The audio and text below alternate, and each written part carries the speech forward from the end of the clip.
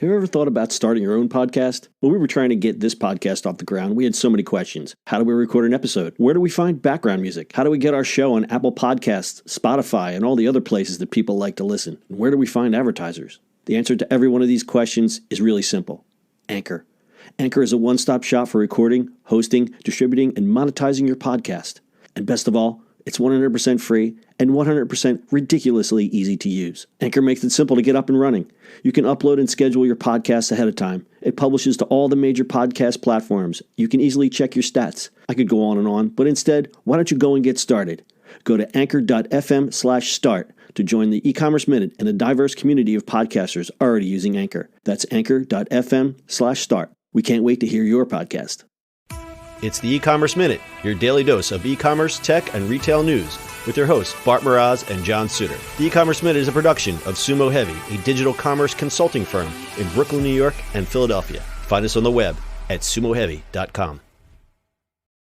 It's E-commerce Minute, episode 351. In today's episode, Kroger brings back Toys R Us for the holidays. The iconic Toys R Us chain may be gone, but its mascot Jeffrey isn't going away quietly. Kroger has partnered with Jeffrey LLC, a holder of the Toys R Us intellectual property assets, to put Jeffrey's Toy Box merchandise in nearly 600 stores this holiday season. Fans of the chain will be able to shop for a mix of 35 toys, costing from $19.99 to $49.99. The toys will be for sale at various Kroger-owned grocery stores, including Ralph's, Smith's, and Fred Meyer, as well as the Kroger namesake chain. The displays will feature the Jeffrey mascot, as well as the classic style of the Toys R Us bubble logo. The pop-up stores will feature items that used to be sold only at the giant toy store and were all exclusive to Toys R Us. That meant when the entire chain shut down this past summer, these brands were gone as well. The program includes exclusive toys from brands Animal Zone, Imaginarium, Journey Girls, Edu Science, You and Me, and Just Like Home, with the product selection varying by location. Quote, "We're excited to offer Jeffrey's Toy Box this holiday season to provide our customers with the opportunity to purchase a selection of toys once exclusive to Toys R Us," end quote, said Robert Clark, Kroger's Senior Vice President of Merchandising, in a statement.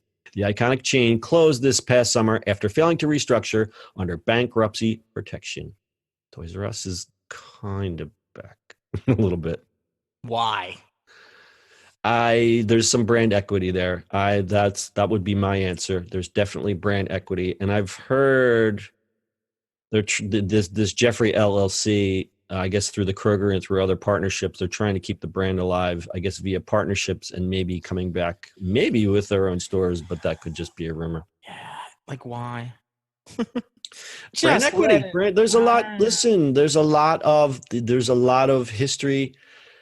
People are very nostalgic about Toys R Us. I only because I used to work there 100 years ago. But there's people that were, you remember when we did that story on Toys R Us? There were so many people that were just like, "Oh my God, a piece of my childhood has just died." So whoever owns this intellectual property is doing a very smart thing. How they continue to capitalize on that remains to be seen. I think it's too soon. You think it's too soon? You think people just went, "Oh, I remember that," or it's like, "Oh, well, there it is." Aren't they supposed to be dead? So I think if they waited 5 years or 2 years or 3 years, whatever that is, and then did it, then it's a bigger bang for the buck. Yes, but if you're an investor in Jeffrey LLC, you're going to probably think you're going to probably be singing a different tune. True.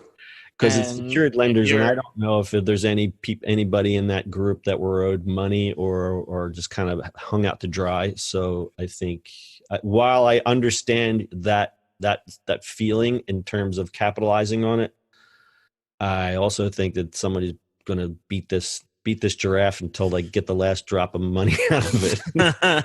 I think that's silly. I think they should wait. I mean, buy the property rights or whatever else and just let it sit.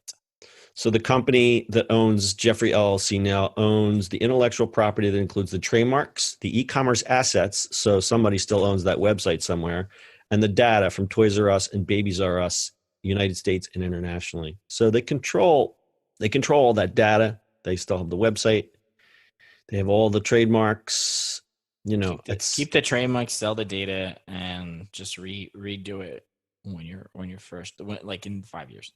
Yeah, no, I guess you're all right. I guess you're right. I don't know. Because then you have that bigger nostalgic thing, right? Like, oh my God, they're back, and those kind of things, right? Right, and you can't really scream, "Oh, they're back!" It's like, "Oh, I'm buying apples," and oh, look, Toys R Us. Right. And then redoing some experiential thing or whatever happens in 5 years, like do something along those lines. But to come back like this, it's kind of like meh, meh, meh. Yeah, you're right.